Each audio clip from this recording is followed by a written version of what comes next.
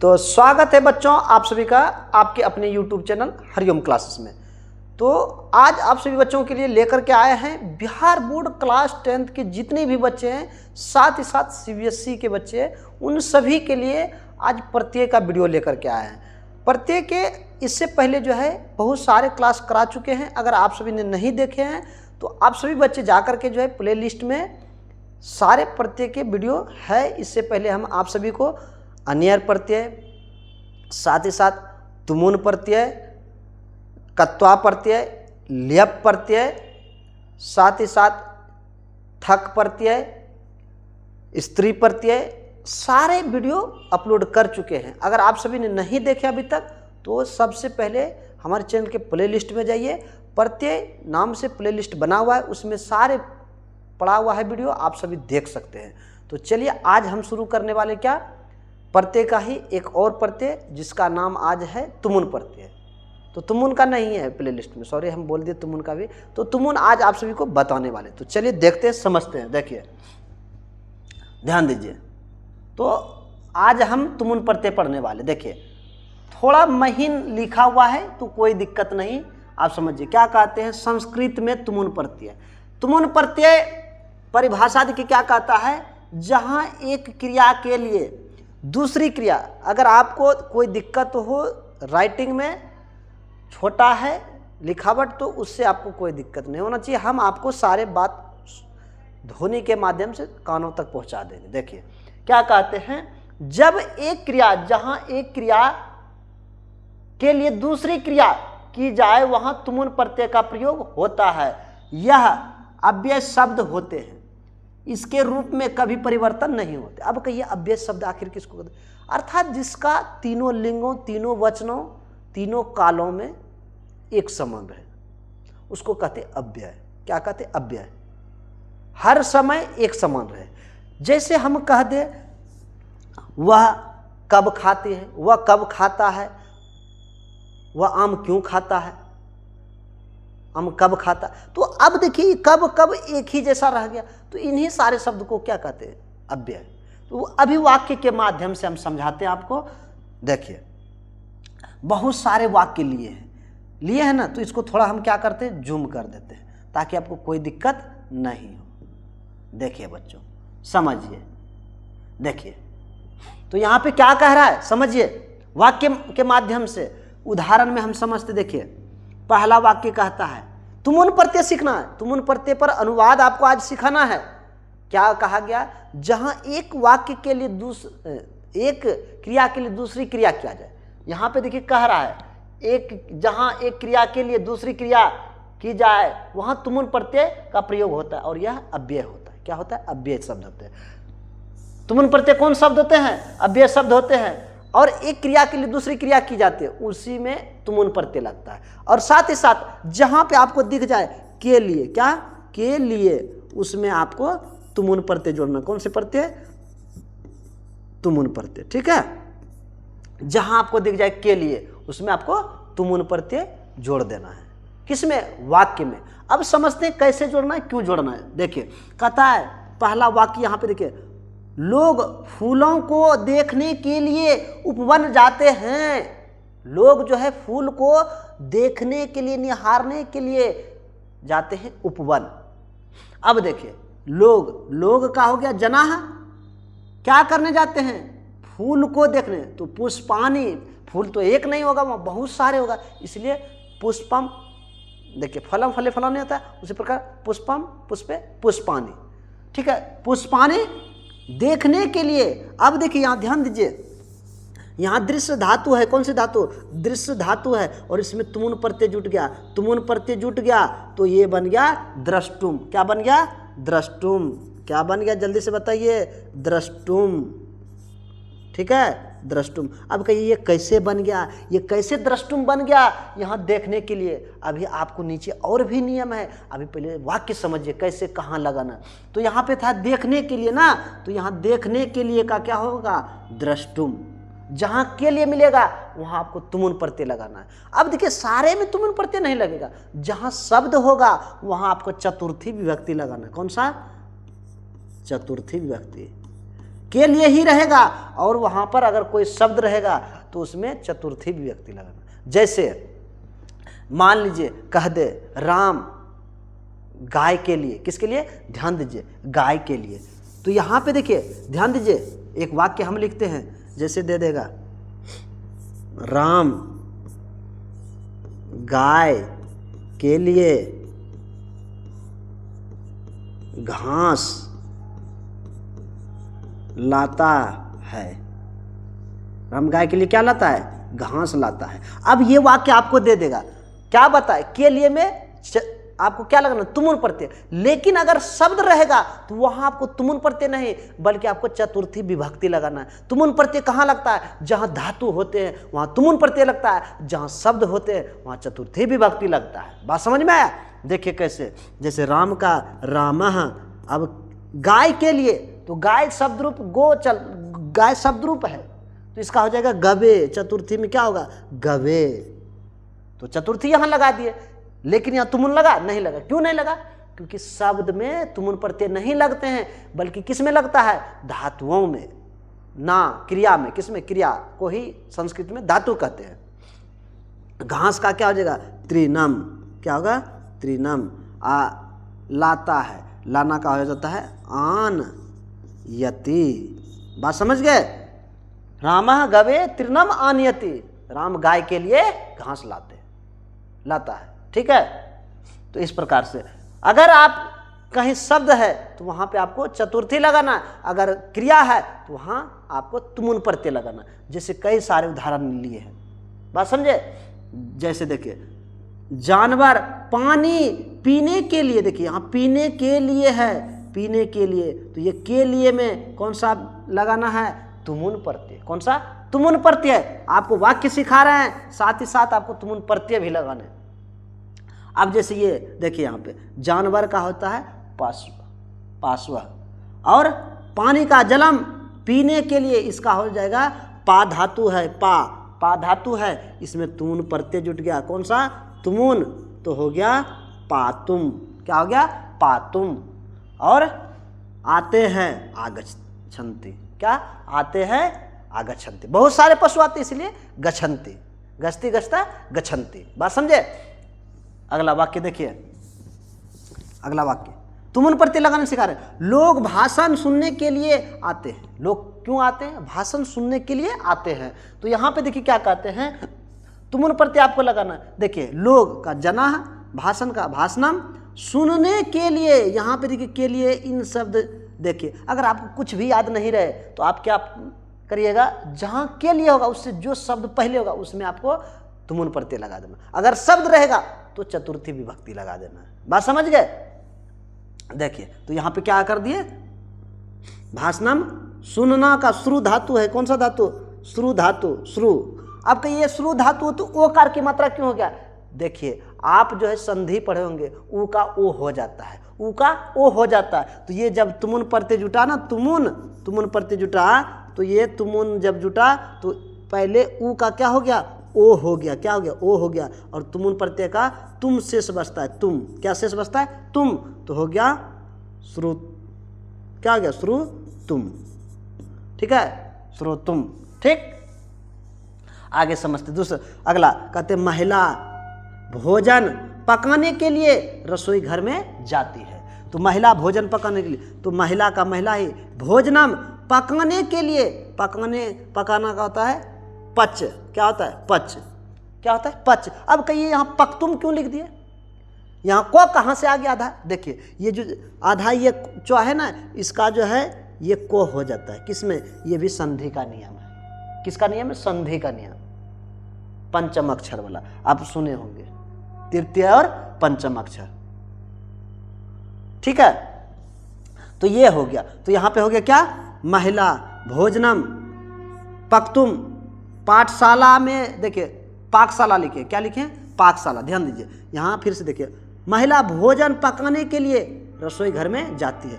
तो महिला का महिला, भोजनम, भोजन का भोजनम, पकाने के लिए पकतुम, कहाँ जाती है, रसोई घर में। तो यहाँ पे देखिए मैं, अब यहाँ पे सप्तमी विभक्ति लग गया। रसोई घर का होता है पाकशाला, पाकशाला होता है तो पाकशालाम, सप्तमी लग गया। लतायाम जैसे, उसी प्रकार पाकशालायाम गच्छति। ठीक है, और भी उदाहरण देख लेते हैं। अगर इतना में भी आपको डाउट है तो और थोड़ा उदाहरण देख लेते हैं। देखिए,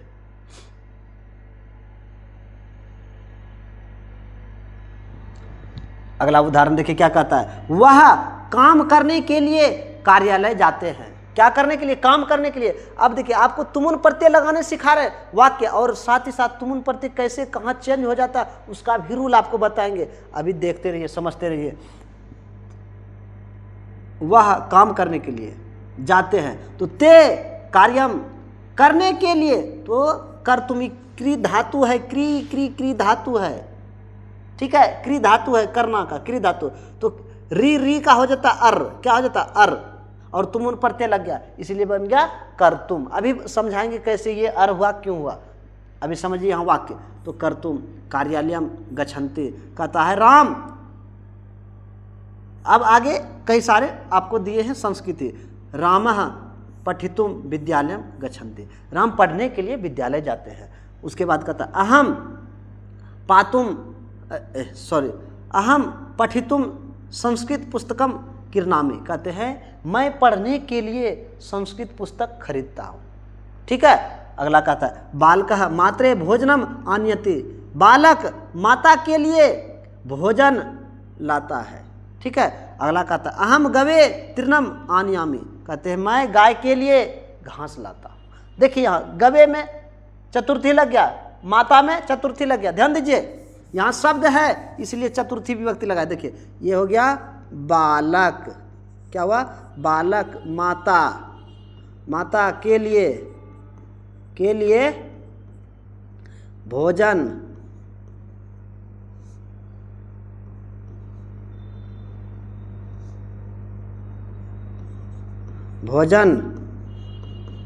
लाता है। देखिए यहाँ पे माता ये शब्द है तो इसीलिए इसमें चतुर्थी विभक्ति लगा, ना कि तुमुन प्रत्यय। बात समझे? यहाँ देखिए माता का हो गया मात्रे, ये दाता शब्द रूप पे चलते हैं। माता हो गया, भ्राता हो गया, ठीक है, ये सारे किस, पिता हो गया, ये सारे चलते हैं दाता शब्द रूप पर। तो हो गया मात्रे, यहाँ पे चतुर्थी लग गया। लेकिन जहाँ आपको धातु रहेंगे वहाँ तुमुन प्रत्यय लगाना। अगर जहाँ के लिए अर्थ है और शब्द है तो आपको क्या लगाना है, चतुर्थी विभक्ति। अगला देखिए यहाँ पे भी कहता है मैं गाय के लिए, तो मैं का हो गया, देखिए हम का हो गया मैं, गाय के लिए, किसके लिए, गाय के लिए क्या, घास लाता हूँ।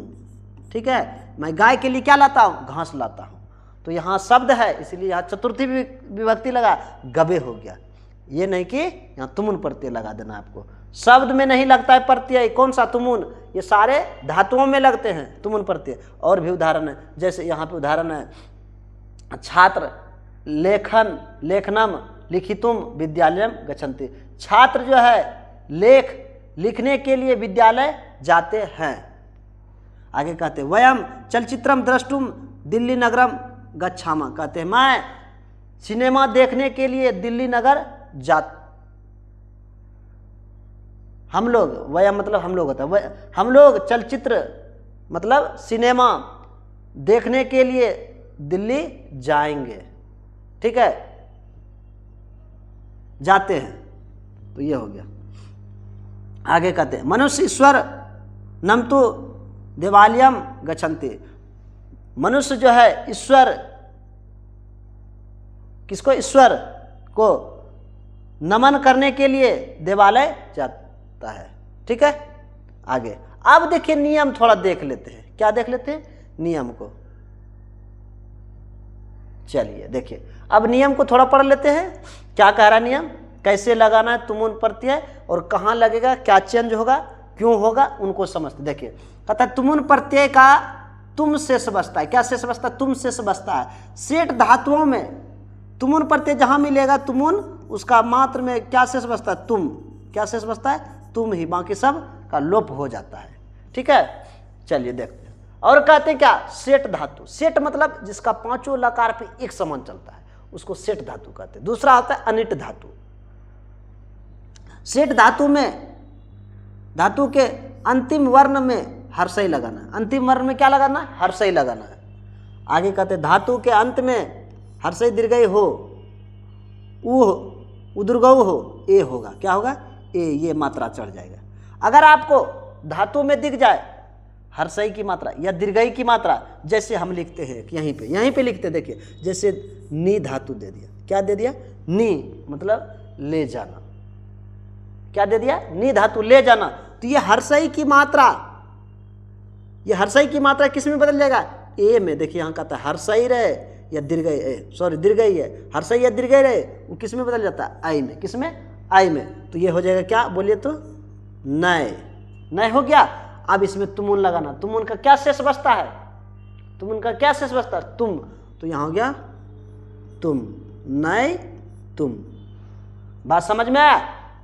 आगे समझते हैं। और कहते हैं जहां हर्षई दीर्घई हो, उ हो, उदुर्गऊ हो, ए, सॉरी यहां देखिए हर्षई दीर्घई, हर्षौ दीर्घऊ, ए आय हो तथा री बड़ी री हो, तो क्रम से हर्षई दीर्घई का क्या हो जाएगा? इसका हर्षई दीर्घई का ए हो जाएगा। क्या हो जाएगा? ए। और हर्षौ दीर्घऊ का क्या हो जाएगा? ओ हो जाएगा। ध्यान समझिए, क्या बोला कि जहां पे आपको हर्षई दीर्घई मिलेगा उसका आपको कर देना है ए। क्या कर देना? ए। जहां ये मिलेंगे उसके बदले में आपको क्या लिख देना है? ओ की मात्रा। किसकी मात्रा? ओ की मात्रा। जहां आपको आई, ए आई मिल जाए वहां पे आपको आ कर देना है। क्या कर देना है? आ। जहां पे छोटी री या बड़ी री मिल जाए, छोटी री बड़ी री मिल जाए, वहां आपको अर कर देना है। क्या कर देना है? अर। बात समझ में आया? तो ये बात आपको समझ में आ गया होगा। ठीक है, चलिए आगे बढ़ते हैं। आगे क्या कह रहा है? धातु के अंतिम वर्ण से पहले, धातु के अंतिम वर्ण से पहले वर्ण में हर्षई, हर्षौ, री हो तो क्रम से ए हो जाएगा। हर्षई का ए हो जाएगा, हर्षई या दीर्घई रहे, ए हो जाएगा, ओ हो जाएगा, ऊ का ओ हो जाएगा, री का अर हो जाता है। साथ ही अगला कहता है धातु के अंत में म हलंत हो, न हलंत हो, तो दोनों के स्थान पर न हो जाता है। देखिए कभी न होता भी है, कभी न का भी लोप हो जाता है। बात समझे? ये भी होता है, कभी न होगा, कभी न का लोप भी हो जाएगा। अगला नियम देखिए क्या कहता है। अगला नियम कह रहा है धातु के अंत में जो हलंत हो, जो हलंत हो, इस दोनों के स्थान पर को हलंत हो जाएगा। साथ ही साथ दो का तो हलंत हो जाएगा। ठीक है, अब समझते हैं कैसे। देखिए